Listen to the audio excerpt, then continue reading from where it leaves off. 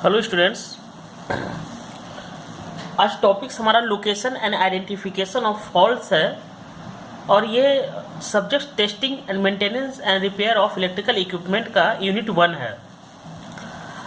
ये आपका पीडीएफ के फॉर्मेट में आपको अपलोड बहुत पहले कर दिया गया था, बट लेकिन स्टूडेंट्स की प्रॉब्लम आ रही थी कि सर इसको जो है आप वीडियो बनाकर हमें सेंड कीजिए।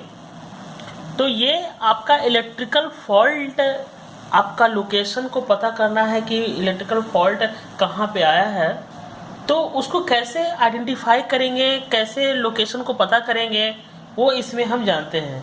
तो फर्स्ट ऑफ ऑल फॉल्ट जो है हमारा, जो इलेक्ट्रिकल फॉल्ट है हमारा, वो एक्चुअली में इलेक्ट्रिकल फॉल्ट एक एबनॉर्मल इलेक्ट्रिक सर्किट जब शॉर्ट सर्किट हो जाता है या fault in which current bypass हो जाता है तो हमें इलेक्ट्रिकल फॉल्ट का प्रॉब्लम आता है। आपको आइडेंटिफाई इलेक्ट्रिकल फॉल्ट को कैसे करना है, एक्चुअली में अगर मान लिया जाए इलेक्ट्रिकल फॉल्ट है तो पहले हम ये जानेंगे कि कहीं सॉकेट में प्रॉब्लम तो नहीं है। तो इन इलेक्ट्रिकल सॉकेट और appliance does not work but with a bit of logical detective work you should be able to find the cause of the problem. तो आपको पहले कोई भी फॉल्ट पता करने से पहले, किसी भी फॉल्ट इलेक्ट्रिकल वर्क को पता करने से पहले हम उसको आइसोलेट करेंगे और डबल चेक करेंगे फॉल्ट कहाँ पे है। तो आपको उसके पहले सेफ्टी फर्स्ट रखना है। किसी भी इलेक्ट्रिकल फॉल्ट को पता करने से पहले हमें एक सेफ्टी पहले रखना है। तो never take risk with the electrical safety before you start any type of electrical work. you must follow the following safety precautions.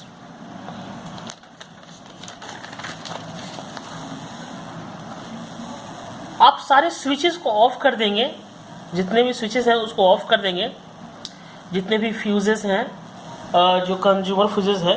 Switch off the breaker and lock it if you can. Attach a note to the unit to advise you are working on the circuit. तो कुछ steps दिया गया है जिससे आप जो है find और आइडेंटिफाई और लोकेशन को पता कर सकते हैं इलेक्ट्रिकल प्रॉब्लम में। तो following these steps are find, identify the location, the cause of your electrical problem. तो पहले आप ये जान लीजिए कि जो प्लग है वो अप्लायंसेस डज नॉट वर्क कर रहा है, तो प्लग को आप पहले ठीक कीजिए।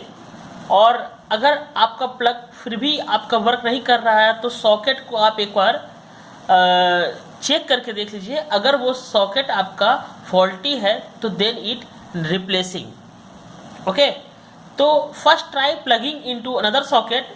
If it work then original socket could be faulty and need replacing. कई बार हमारा प्रॉब्लम ये आता है कि सर्किट डेड पता चल नहीं पाता है और हमें उसके वजह से इलेक्ट्रिकल का प्रॉब्लम आ रहा था, तो सारे लाइट को ऑफ कर देंगे और unplug all the appliances on the affected circuit. Turn off the main isolating switch on the consumer unit and repair the circuit fuse. सारे को आइसोलेट कर देंगे और at the consumer unit and repair the circuit fuse को repair कर सकते हैं। तो यहाँ पे हमें कई बार सर्किट डेड दो वजह से भी मिलता है, या तो कई बार सर्किट ब्रेकर ट्रिप कर जाता है, या तो फिर कोई फ्यूज जो है एक बार हमें चेक कर लेना चाहिए, या कहीं से कनेक्शन डेड हो जाता है, या कहीं से कनेक्शन जो हमारा है सप्लाई नहीं हो पा रहा है, तो इस वजह से भी हमारा सर्किट डेड हो जाता है।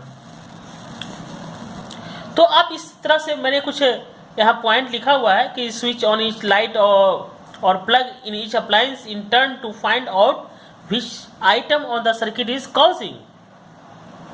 कौन सा सर्किट में जो आपका इलेक्ट्रिकल इक्विपमेंट है वो किस वजह से, कहीं वो फॉल्ट तो नहीं है। The cause to blow the circuit breaker to trip. When you find it, isolate the circuit again and check the fuse and connection. अगर आपका मान लीजिए फ्यूज और सर्किट ब्रेकर ट्रिप कर गया है तो आप उसको जाके फिक्स करें। ए वॉल और ceiling light does not work. अगर आपका सेलिंग लाइट वर्क नहीं कर रहा है तो आप इसको पहले लाइट को, सर्किट को वर्क नहीं कर रहा है तो फॉलो एक कुछ स्टेप्स करेंगे, जाके चेक करें कि वो सर्किट डेड तो नहीं हो चुका है। और अगर फिर भी आपका प्रॉब्लम सॉल्व नहीं होता है, देन आफ्टर आप इसको टर्न ऑफ द लाइट, और या तो बल्ब कई बार फ्यूज हो जाता है, हमें पता नहीं चलता, तो उसे रिप्लेस कर दें।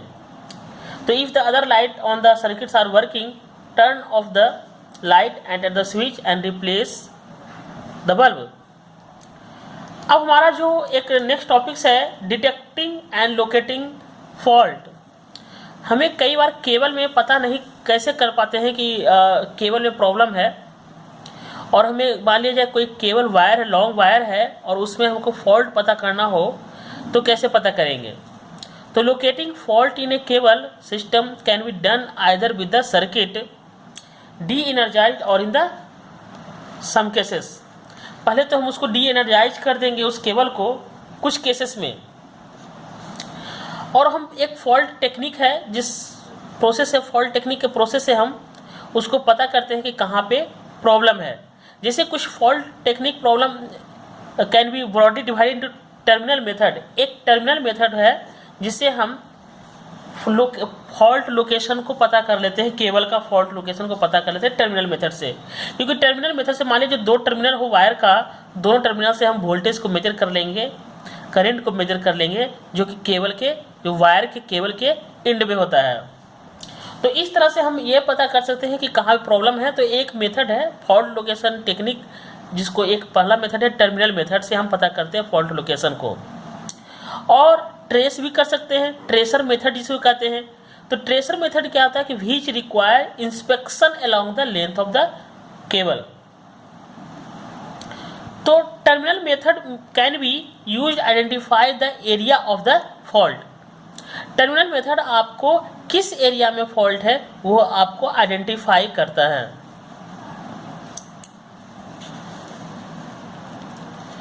अगर कोई वायरिंग सिस्टम हो और बहुत कॉम्प्लेक्स वायरिंग हो और वहाँ पे फॉल्ट लोकेशन को पता करना हो, आपका अगर वायरिंग बहुत कॉम्प्लेक्स हो और वहाँ पे हमें पता करना हो फॉल्ट लोकेशन को, तो इन कॉम्प्लेक्स वायरिंग सिस्टम में एक मेथड है जिसको कहते हैं रिफ्लेक्टोमीटर। तो कॉम्प्लेक्स वायरिंग सिस्टम में रिफ्लेक्टोमीटर के हेल्प से हम वायरिंग फॉल्ट को पता कर लेते हैं।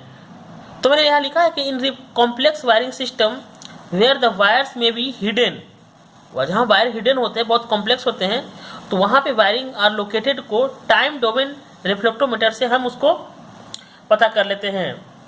तो टाइम डोमेन रिफ्लेक्टोमीटर एक पल्स सेंड करता है और रिटर्न रिफ्लेक्ट होके वो फिर रिटर्न आता है। तो हम ये इससे पता चल जाता है कि ये हमारा वायर प्रॉब्लम, वायर में फॉल्ट है या नहीं है। तो time domain reflectometer, the time domain reflectometer sends A pulse down the wire and then analyze returning reflected pulse to identify fault within the electrical wire।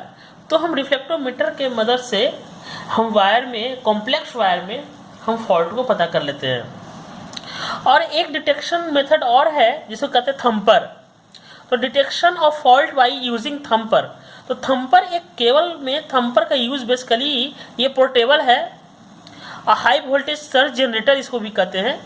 तो ये थंपर के मेथड से हम केबल में फॉल्ट कहाँ पे है, ये कोई वायर में कहीं बहुत लॉन्ग डिस्टेंस का वायर है तो वहाँ पे हमें फॉल्ट करना, पता करना हो तो थंपर के मेथड से भी पता कर लेते हैं। तो दो बातें हमें याद रखना है, एक थंपर, एक हमें टाइम डोमेन रिफ्लेक्टर, जो कि कॉम्प्लेक्स वायरिंग और केबल में हम फॉल्ट को डिटेक्ट कर सकते हैं।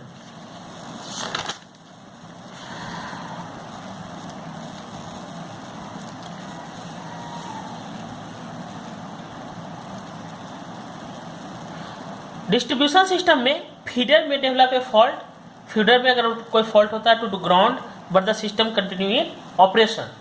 The faulted but energized feeder can be found with the ring type current transformer की मदद से, रिंग टाइप करंट ट्रांसफार्मर की मदद से collecting all the phase wire of the circuit. ये आपको पावर सिस्टम में भी पढ़ना था। चलिए, ये आपको कुछ रिपेयरिंग में identification of fault and location of fault आपको पढ़ना था। तो ये यूनिट 1 का कुछ टॉपिक्स है।